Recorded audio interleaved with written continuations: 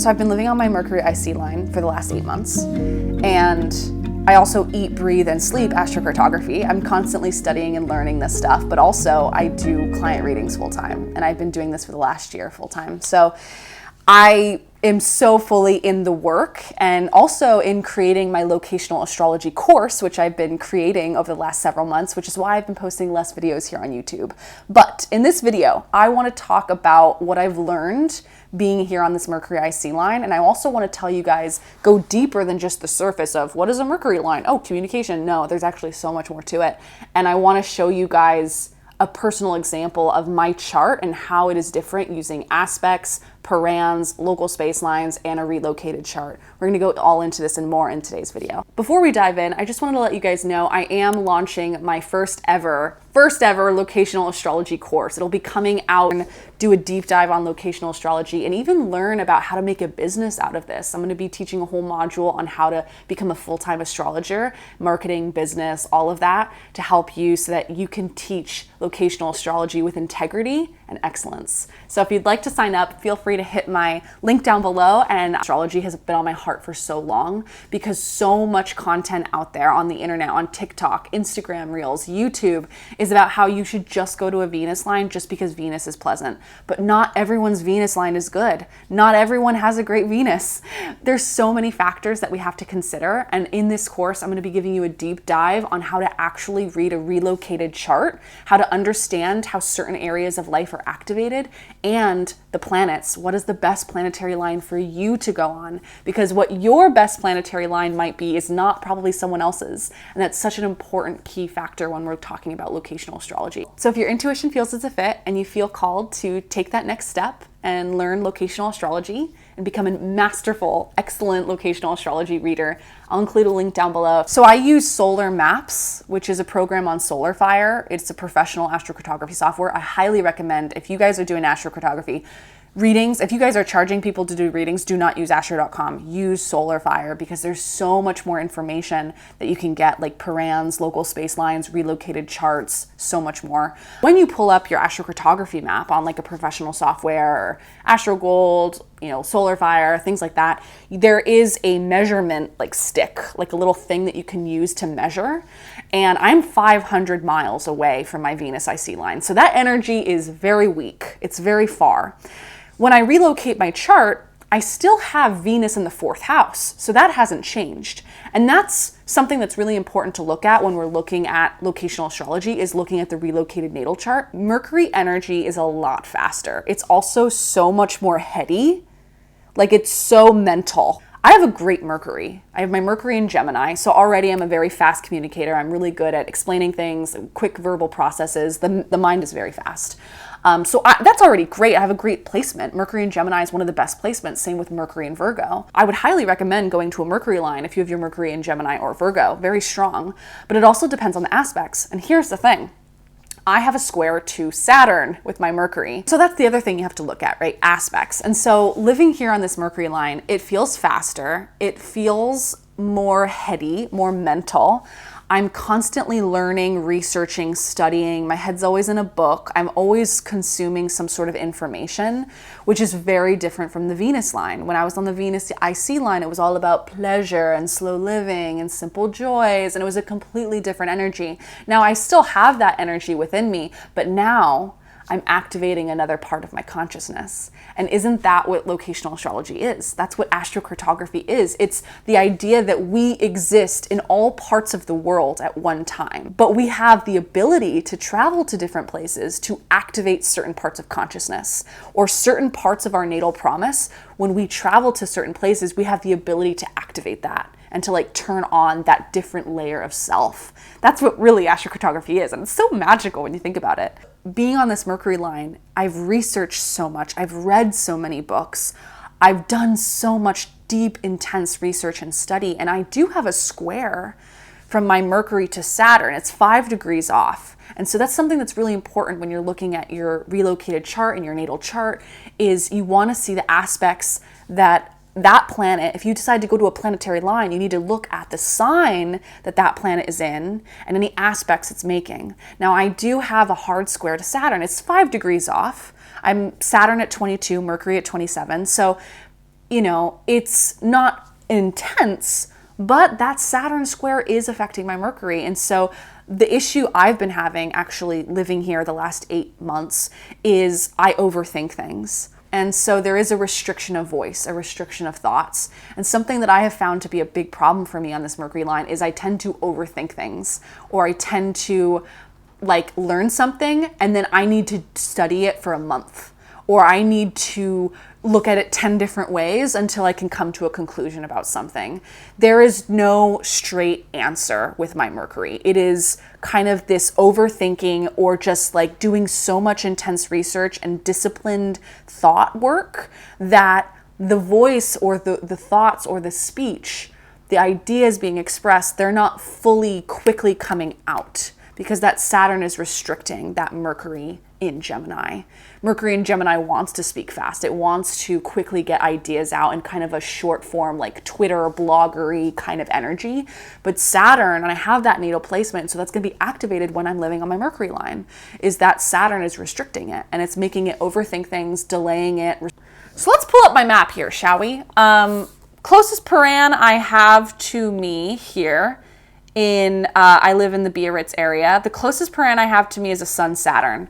I was living directly on that Sun-Saturn Paran when I was living in Corsica. Now, what is the Sun-Saturn Paran, for anyone who's curious? Sun-Saturn is, if you guys don't know, Parans are really important. They are the latitude crossings, the horizontal lines that go through your map. They are caused when two ACG lines intersect. They form a latitude at that point of intersection, and then that latitude goes around the globe.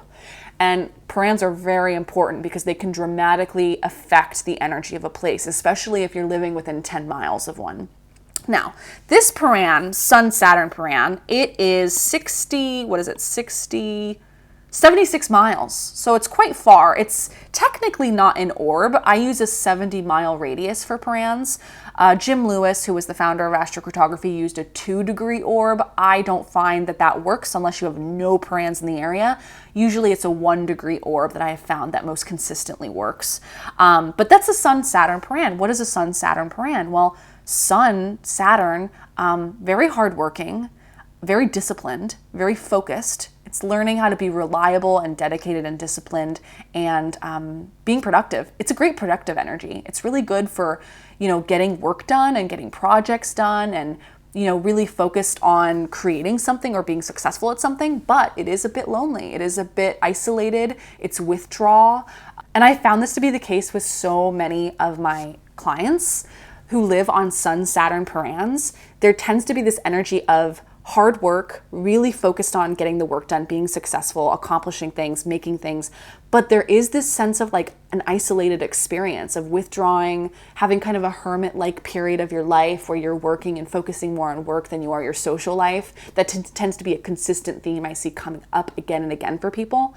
But also, it's a place where it's that's okay. It's okay if I'm not social. It's okay if I'm a little bit isolated, because what's important to me is getting the work done. And Sun-Saturn Parans, surprisingly, are not that difficult as you would think. You would think that Saturn being restriction, the sun, which is your vital energy, life force, willpower, you would think that there would be kind of a hard energy to it. But I actually have found a lot of people tend to do very well on this line. It is not one of the hardest Paran combinations out there, but there is a sense of being very serious and being very disciplined and hardworking and reliable, and could be feeling a little bit isolated, restricted in social life, your fun, your social community, things like that. There tends to be more withdrawal.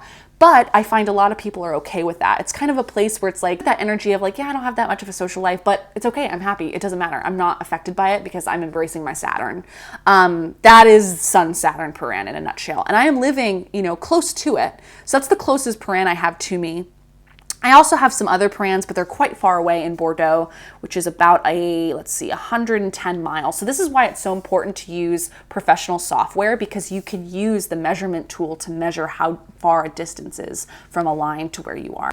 Another thing that got really activated for me when I moved to this part of France is my Jupiter, Pluto, and North Node in the 9th house. Now, the 9th house is a house associated with teaching, publishing, and learning new skills, learning knowledge, learning higher wisdom. A lot of people think that if you're on a Jupiter MC line, it means you're having success with your career. Not necessarily. If Jupiter is poorly placed, not really the case. But also, if Jupiter is located in the 9th house, when you look up the relocated chart, that's not a career house. The 9th house is more associated with what you're learning and studying, personal growth, learning astrology, teaching it, things like that. The 10th house is more of your social reputation, your public reputation, and your career overall, your sense of a contribution. That was really activated for me when I moved to France. That Jupiter moved to the 9th house, where it's usually in the 1st house of my sense of self where I was born in my natal chart. But when I moved to France, it moves to the 9th house, which is like being really interested in astrology and learning and acquiring knowledge and then teaching that information to other people. It's much more personal growth focused than career focused. And that's exactly what I've been experiencing since I moved to France. Another thing is I am on my Saturn ascendant line, but the good news is I've got a lot of space from my Saturn ascendant line. So let's look at my relocated chart. I have the ascendant at 5 degrees Pisces in this location where I'm at. And I have Saturn at 11 degrees Pisces. So Saturn is always at 11 degrees Pisces no matter where I go, because that's my natal placement. The thing that changes though, when we look at relocated charts, are the angles and the houses. And so looking at this angle of 5 degrees on the ascendant, so how does this look for me? What does this look like? Well, I am definitely more focused, disciplined, and serious living in this location. There is a nice 6-degree separation, so it is quite weak. 6, 7, 8 degrees separation in a relocated chart usually shows it's a weaker conjunction. It's weaker in energy and intensity, so it isn't that serious. If I move to Lyon or Paris or Montpellier, where I'm directly on that Saturn ascendant or 1 to 2 degrees off, that's going to tell a completely different story and be a lot more intense and be more serious, hardworking, and overall have a more serious outlook on life. Another thing that's been really interesting to see since moving to France is I have Uranus and Neptune in the 11th house. Growing up, my natal chart, I have Chiron in the 11th house, and the 11th house represents the following: people who follow you online. It's also friendship and community, and it's also your hopes and your dreams. I have Chiron there, which is a place of wounding for me, of a source of feeling wounded or fearing rejection or abandonment. That is a typical thing that is part of my natal promise and what I'm working through in this life. But when I moved to France, instead of having Chiron in the 11th house, I now have Neptune and Uranus in the 11th house. Uranus in the 11th can be very popular, having a popular social life or following, community, and then Neptune can be very spiritual. So that Uranus and Neptune, there's definitely more of a chance to dream in this location, and I've definitely felt that since moving here, is like I dream more, like I have more hope and vision for the future, and I don't feel restricted or wounded in the sense of how big can I dream. That's just not a thing I've experienced since I moved to France. And so the relocated chart really shows that nicely. I've been online sharing my life for so many years. I had a blog in high school, I had a blog in college, I had a blog when I was living in New York City, and I would share the things I was learning living in New York as a young 19-year-old. And, I never felt any kind of success or popularity or growth being online. I never, really got a following from anything, even though I was posting on Instagram like every day using hashtags. I would do Instagram courses and all those types of things, trying to grow my photography business. I never had the success with growing the following when I was living in the United States.